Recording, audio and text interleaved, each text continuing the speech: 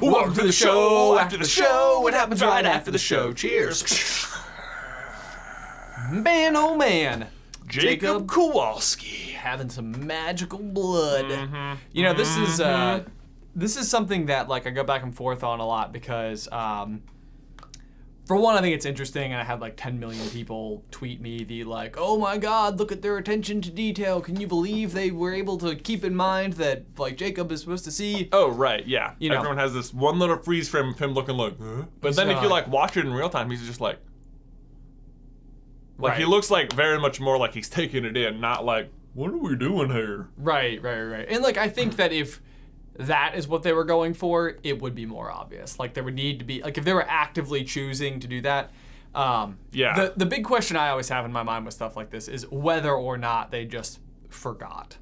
You know, it's like, like, is this just like a detail that they were on set? It was the last day of shooting this big grand finale, and it was like, someone just didn't think that like the guy in the background isn't supposed to know that he's standing there. Nah, I mean, everyone else, he's definitely looking around in a way that everyone else isn't. Okay. Like, they're all looking at Dumbledore, and like, but even that makes sense. Like, they've all been to the school, they went to school there, whatever. They're like, there for business.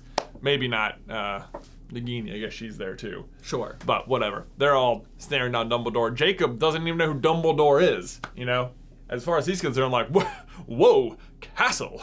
Right. Like, Yeah. what's the deal with this? How is this in the middle cool. of nowhere? Right. But so then, like, the other thing for me, it calls into question sort of the idea that, like, so much of this movie is talking about the relationship between, like, wizarding blood and non-magical blood. And I feel like I can't decide whether or not it, like, spits in the face of the idea that, like, Jacob's supposed to be this muggle who is like fully accepting of the wizarding world, and if he has a little bit of magical blood, it's like it undercuts the fact that he's completely accepting of it, as if like, who wouldn't be? This is awesome. Right. Yeah. I totally agree. Like, yeah, if he's a squib, then does it like pull the rug out of the overall theme of the story they're going, which is like, you want to have like a completely non-magical character there. But at the same time, I think you could then, I don't know.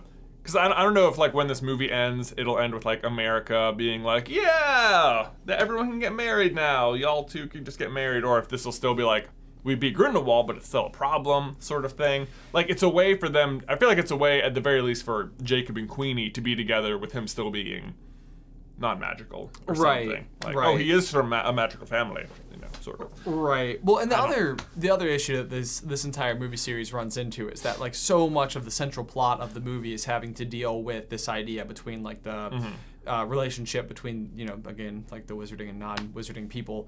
But we know that at the time of like Harry Potter's story, it's still a problem. Yeah. So like, somehow, some way, the resolution to this set of movies is not like equality for all. Exactly. Yeah, like it still is going to go on to be like a bit of an issue, and maybe like we're underestimating like how bad it is then versus like how much better it's gotten by the time Harry's around. But there's a bit of that. I do think like the absolute like silver lining of this idea would be the like concept that someone discovers Jacob's lineage.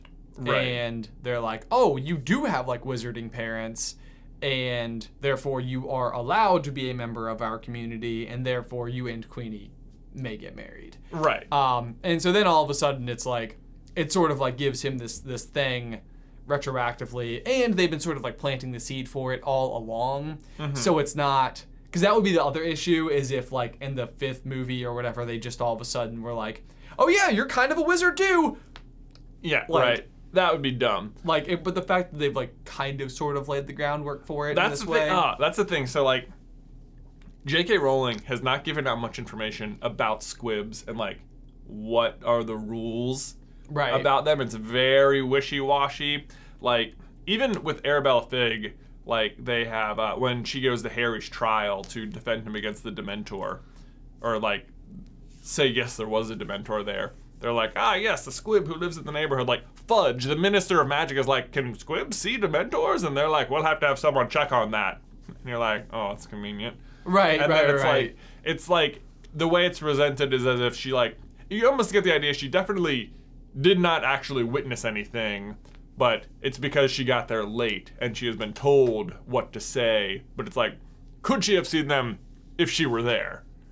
You're exactly right. Yeah, like it's the most ambiguous scene ever, and it's almost like she couldn't decide how to play her hand there. Like, is it okay for her to have seen it? Like, because even within that scene, maybe there needs to be this element of like Fudge doesn't still have like total control over the Wizengamot to the tune of like a bad testimonial still isn't enough to put Harry away.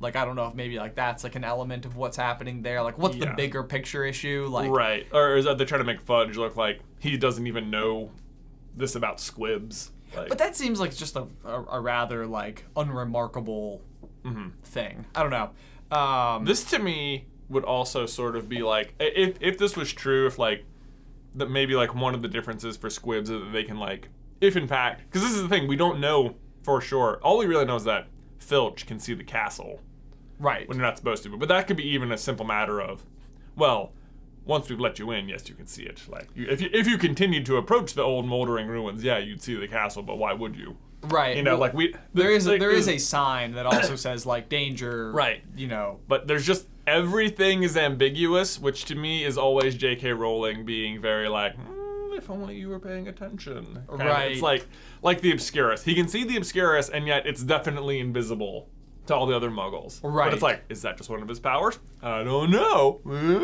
Right. Right. Yeah. It's very sneaky. This is like the battle that I always have with these stories, where I go back and forth on whether or not I think that they're like brilliantly written, or if there are like, I don't even want to say like if things are like shoehorned, but it's like, how did I establish this?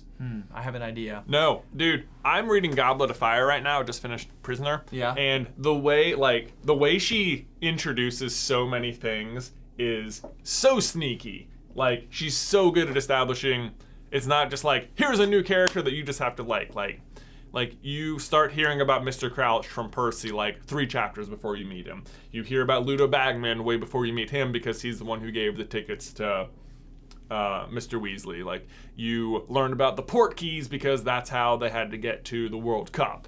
But but that's what I'm saying though, is that like all of that, yes, I think it's very well planned within the context of that book. But like, you know, the fact that Portkeys weren't introduced over here when Floo Powder was, it's like, yeah, like why did it take to the 4th book? Sure. Yeah, I don't know. But this is actually, I just caught this one this morning. I never noticed before. When they go to the Portkey for the World Cup, they mention, or Amos Diggory mentions how the Lovegoods have been there for a week. And I was like, freaking A, did you already mention the Lovegoods like a book before Luna even shows up? And like, as someone who would live near the Weasleys, and sure enough, in book 7, she lives like one hill over, and you're like, oh, you're so smart. Yeah. So it is there. Yeah. No, so I don't know. It's yeah. Jacob's interesting. I'm very excited to see what they do with it. I still really hope and wish that someday we can consult on writing these stories, because there are so many things where it's like, maybe we're not smart enough to like write them, but we might be smart enough to like fine-tune them. Maybe. Yeah. Maybe. That'd be really fun. Yeah. Warner Brothers. Yes. This is probably not a video you'll see ever, but either way, maybe you will. Who knows? Maybe they're patrons. I'm putting like the good thoughts out there, you know? It's like if you like put it out there, somehow the world picks up on it. So that's what I'm hoping will happen. We'll see. Anyway, until next time. Bye.